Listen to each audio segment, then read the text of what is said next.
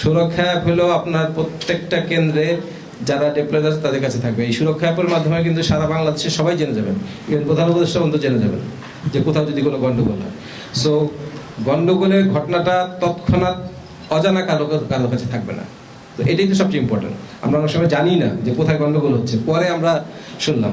So আমি যদি কোথাও কোনো গোলযোগের তথ্যটা সাথে সাথে পেয়ে যাই, ফোর্স কিন্তু আমার প্রত্যেকটা জায়গার জন্য প্ল্যান করা আছে, ডিটেল করা আছে।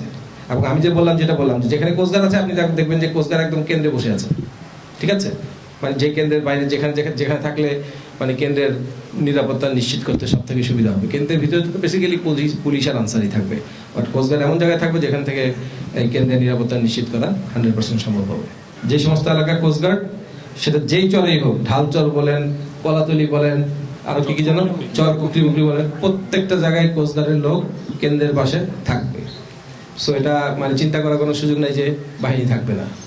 সো যেখানে লোক আছে, যেখানে কেন্দ্র আছে, সেখানে আমাদের লোকজন থাকবে।